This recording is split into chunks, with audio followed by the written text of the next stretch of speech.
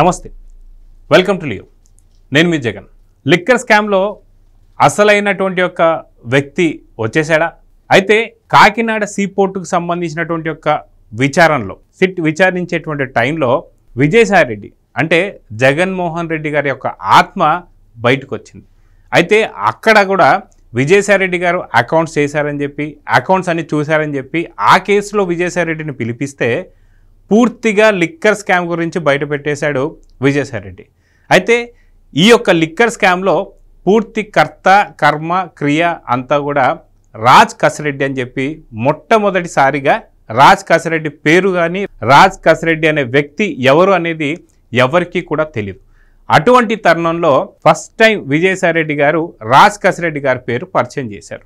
ఇప్పుడు A1గా రాజ్ కసిరెడ్డి ఉంటే A5గా విజయసాయి రెడ్డి గారు కూడా ఉన్నారు.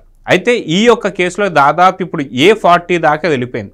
అంటే విజయసాయి రెడ్డి గారు ఒక్క పేరు చెప్పడంతో దాదాపు A40 దాకా లిస్ట్ వెళ్ళిపోయింది. అంటే విజయసాయి రెడ్డి గారు దీంట్లో ఎంత కీలకం అనేది మనకు అర్థమవుతుంది. అట్లాంటి విజయసాయి రెడ్డి గారు ఇప్పుడు శనివారం రోజు ఏదైతే సిట్ విచారణకి మళ్ళీ నోటీసులు అందుకున్నారు, సిట్కి 10 గంటలకి రాబోతున్నారన్న సంగతి తెలుస్తుంది. వాస్తవానికి ఇప్పుడు కూడా A5గా ఉన్నా సరే విజయసాయి రెడ్డి గారు ఇక్కడ నిందితుడిగా కాకుండా సాక్షిగా మాత్రమే పిలుస్తున్నారు. అంటే ఖచ్చితంగా అరెస్ట్ అనేది చేయడం కుదరకపోయిండొచ్చు. మేబీ దీంట్లో నిందితుడని తేలితే ఖచ్చితంగా తేలుతుంది. అయితే వాస్తవానికి ఇక్కడ మనం చూసుకుంటే ఏదైతే లిక్కర్ స్కామ్ అనేది ఢిల్లీ లిక్కర్ స్కామ్తో పోల్చుకుంటే మటుకు వాస్తవానికి ఢిల్లీ లిక్కర్ స్కామ్ అనేది ఒక చిన్న నీటి బొట్టుతో సమానం అని చెప్పుకోవాలి. వాస్తవానికి ఒక 150 కోట్లు అటు ఇటుగా ఉండేటువంటి ఒక దీంట్లో ఢిల్లీ సీఎం అయినటువంటి ఒక కేజ్రీవాల్ కావచ్చు, ఢిల్లీ డిప్యూటీ సీఎం అయినటువంటి ఒక సిసోడియా కావచ్చు, అదేవిధంగా అప్పట్లో బీఆర్ఎస్ పార్టీ అంటే టీఆర్ఎస్ నుంచి బీఆర్ఎస్ అయ్యి దాదాపు ఒక పూర్తి దేశాన్నే వేలేస్తానంటున్నటువంటి ఒక కేసీఆర్ గారు కూతురైనటువంటి ఒక కల్వకుంట్ల కవిత గారు కూడా అరెస్ట్ అయ్యారు, తీహార్ జైల్లో పెట్టారు. ఇది అందరికీ తెలిసిందే. అయితే అది దాదాపు 150 కోట్లు మాత్రమే అని చెప్పి ఇప్పటిదాకా వచ్చినటువంటి ఒక ప్రాథమిక అంచనా. అయితే ఇక్కడ ప్రాథమికంగా లిక్కర్ స్కామ్ సంబంధించి 3000 పైచులకు అంటే దాదాపు 3500 అని 3600 కోట్లు అని చెప్పేసి సిట్ ఇప్పటికైతే ఒక ప్రాథమిక విచారణ అయితే మొదలుపెట్టింది. అయితే దీంట్లో ఐఐటి వాళ్ళు కావచ్చు, లేదా రిటైర్డ్ ఐఏఎస్లు ఐపీఎస్లు కావచ్చు, ఇలా ప్రతి ఒక్కరు కూడా ఒకరి తర్వాత ఒకళ్ళు ఇప్పుడు మనకి అరెస్ట్ అవ్వడం మనం చూస్తూ వస్తున్నాం. నిన్నగాక మొన్న మనం చూసుకుంటే మాజీ ఎక్సైజ్కి సంబంధించినటువంటి రిటైర్డ్ ఐఏఎస్ సంబంధించినటువంటి ఒక వ్యక్తి కూడా నోటీసులు అందుకున్నారన్న సంగతి తెలుస్తుంది.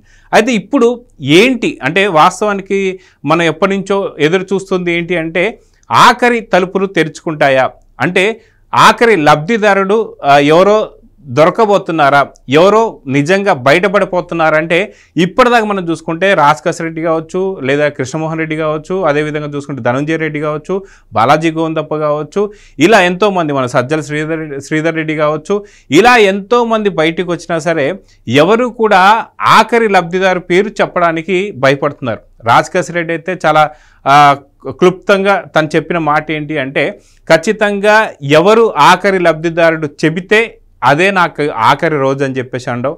అదేవిధంగా చూసుకుంటే ఎవరైతే మనం చూస్తున్నాం చెవిరెడ్డి గారి ఒక గన్మెన్ అయినటువంటి ఒక గిరిని అరెస్ట్ చేసినప్పుడు తను విచారిస్తున్నటువంటి ఒక సమయంలో కూడా చూస్తే మనకు అర్థమైనటువంటి పాయింట్ ఏంటి అంటే అక్కడ లాస్ట్ ఏదైతే నేను ఆఖరి లబ్ధిదారు పేరు చెప్తే ఇదే నాకు ఆఖరి క్షణం అన్న సంగతి కూడా తెలుసు. అయితే నిజంగా ఎవరికి ఆ యొక్క దమ్ము ధైర్యాలు ఉన్నాయి, ఖచ్చితంగా ఆఖరి లబ్ధిదారుడు ఎవరు అని చెప్పడంలో ఖచ్చితంగా ఎవరికంత దమ్ము ధైర్యం ఉందంటే ఓన్లీ విజయసాయి రెడ్డికి తప్ప ఇంకెవరికి లేదనే చెప్పుకోవాలి. అయితే రేపో మాపో ఖచ్చితంగా హైకోర్టుకి ఒక ఏమంటారు ఛార్జ్ షీట్ వెళ్తుందని చెప్పి, ఛార్జ్ షీట్ ఇప్పటికే ప్రిపేర్ అయిపోయిందని చెప్పి ఆఖరి సంబంధించినటువంటి సాక్షి వాంగ్మూలం కూడా తీసుకోవడానికే ఇప్పుడు విజయసాయి రెడ్డిని పిలిపిస్తున్నారని చెప్పి అప్పట్లో అన్నారు. జూలై 2వ వారం లోపల ఛార్జ్ షీట్ ఫైల్ కాబోతుందని చెప్పి ఇప్పుడు ఛార్జ్ షీట్ ఫైల్ అయ్యేటువంటి ఒక తరుణంలో ఆఖరిగా నిజంగా ఆఖరి లబ్ధిదారుడు ఎవడో కూడా బయట పెట్టడానికి విజయసాయి రెడ్డి రాబోతున్నారు. ఎందుకంటే దీనికి ఆది అంతం రెండు కూడా విజయసాయి రెడ్డి పెట్టబోతున్నాడన్న సంగతి మనకు అర్థం ఉంది. ఆది అంటే ఖచ్చితంగా రాజ్ కసిరెడ్డికి సంబంధించినటువంటి ఒక పేరు చెప్పింది విజయసాయిరెడ్డి కాబట్టి ఇప్పుడు అంతం కూడా విజయసాయిరెడ్డి చేయబోతున్నాడా, జగన్మోహన్ రెడ్డి అండ్ భారతి గారి పేర్లు రాబోతున్నాయా, ఖచ్చితంగా A40 దాటే వాళ్ళు ఎవరు, దాంట్లో ఎవరిని నిందితులుగా చేయబోతున్నారన్న సంగతి ఇప్పుడు బయటపడబోతుందా అంటే అవుననే సమాధానం వినిపిస్తున్నాయి. అదే కాకుండా ఎందుకు ఇంత పెద్ద ఎత్తున వాస్తవం చెప్పాలంటే ఇప్పుడు నారా చంద్రబాబు నాయుడు గారు కావచ్చు, గతంలో లోకేష్ గారు కావచ్చు, లేదా పవన్ కళ్యాణ్ గారు కావచ్చు, ఇప్పుడు జగన్మోహన్ రెడ్డి చేస్తున్న పర్యటనలు దాంట్లో విధ్వంసకరంగా, అది కాక తన బల ప్రదర్శన చేస్తూ అక్కడ ఉన్నటువంటి ఒక రైతులకు సంబంధించి గతంలో మనం చూస్తే మిర్చి రైతులకు సంబంధించి 14 టిక్కీలు ఎత్తుకోవడం కావచ్చు, పొదిళ్ళకు వచ్చేసి పొగాకు పూర్తిగా ఆ బేలను తొక్కేయడం కావచ్చు, నిన్న మామిడి రైతుల దగ్గరికి వెళ్ళిపోయి బలవంతంగా లాక్కున్నటువంటి ఒక మామిడికాయల్ని ముందేసి నిరసన తెలియజేస్తున్నట్టు ఒక షో చేసి అక్కడ రైతుల్ని ఇబ్బంది పెట్టడం కావచ్చు, ఇవన్నీ చూసిన తర్వాత అది కాక రెంటపాల పర్యటనలో ముగ్గురిని బలి తీసుకున్న తర్వాత ఇక జగన్ మారడు అన్న తర్వాత మాత్రం ఖచ్చితంగా కూటమి ఇప్పటిదాకా మంచి ప్రభుత్వం అని చెప్పేసి చెప్పుకోవాలనుకుంది కాస్త ఖచ్చితంగా మంచికి మంచి చెడుకు చెడు చూపించాలనేటువంటికి డిసైడ్ అయిపోయిందా, అందుకే జగన్మోహన్ రెడ్డి అరెస్ట్కి రంగం సిద్ధంగా పోతుందా, దీని గురించే విజయసాయిరెడ్డిని చాలా కాలం తర్వాత మళ్ళీ లిక్కర్ స్కామ్లో మళ్ళీ ఇప్పుడు పిలుస్తున్నారని చెప్పి అనుకోవాలా. వాస్తవానికి గతంలో కూడా మనం చూసుకుంటే మీకు గుర్తుంటే ఏదైతే విజయసాయిరెడ్డి గారిని పిలిచిన తర్వాత ఆయన చెప్పిన తేదీ కాకుండా నాకు కొంచెం టైం కావాలని చెప్పి అడగడం, మళ్ళీ వాయిదా పడింది అనుకోగానే మళ్ళీ అదే రోజు వచ్చేసి ఆయన రావడం, అంటే ఆ రోజు జరిగినటువంటి ఒక పరిణామాలు ఏంటంటే మిథున్ రెడ్డి కావచ్చు, చెప్తున్నటువంటి ఒక రాజ్ కసిరెడ్డి కావచ్చు, విజయసాయిరెడ్డి కావచ్చు, వీళ్ళందరినీ అంటే ఎప్పుడైతే గతంలో కూడా విజయసాయిరెడ్డి చెప్పినట్టు 2 సార్లు లిక్కర్కి సంబంధించినటువంటి పాలసీలు తన ఇంట్లోనే జరిగాయి, ఒకసారి హైదరాబాద్లో ఒకసారి విజయవాడలో అని చెప్పారు. సో అక్కడ ఎవరెవరైతే ఆ మీటింగ్లో కూర్చున్న వాళ్ళందరినీ కూడా కూర్చోబెట్టి ఏం జరిగింది, అప్పుడు మీటింగ్ ఏం జరిగింది, ఎంత స్కామ్ జరిగింది, ఎవరెవరి దగ్గర ఎంతెంత ఉంది అని చెప్పేసి తెలుసుకోవడానికి అడిగినప్పుడు అందరితో కలిసి సమాధానం చెప్పడం ఇష్టం లేక విజయసాయిరెడ్డి గారు అప్పుడు తప్పించుకొని తర్వాత మళ్ళీ సింగిల్గా వచ్చి తను ఎవరెవరి పేర్లు అయితే చెప్పాలో చెప్పాడు. ఇప్పుడు A1 నుంచి తీసుకుంటే A40 దాకా చేరిపోయింది. మొత్తానికి ఆఖరి లబ్ధిదారుల పేరు ఇప్పుడు చెప్పడానికే విజయసాయిరెడ్డి వచ్చాడా. ఫస్ట్ రాజ్ కసిరెడ్డి పేరు అసలుకి అప్పటికి లిక్కర్ స్కామ్ గురించి కావచ్చు, లిక్కర్ గురించి అస్సలకి మాట లేనటువంటి సందర్భంలో లిక్కర్ అనేటువంటి ఒక్కది స్కామే కాదు అని చెప్పి జగన్మోహన్ రెడ్డి అంటున్నా దాంట్లో స్కామ్ లేనప్పుడు ఎందుకు నువ్వు భయపడుతున్నావు అని చెప్పేసి అడిగినటువంటి ఒక ప్రయత్నం కూడా మనం చూసాం విజయసాయిరెడ్డి దగ్గర నుంచి. అయితే రేపు ఏం జరగబోతుంది, శనివారం ఉదయం 10 గంటలకు విజయసాయిరెడ్డి వచ్చి ఏం చెప్పబోతున్నాడు.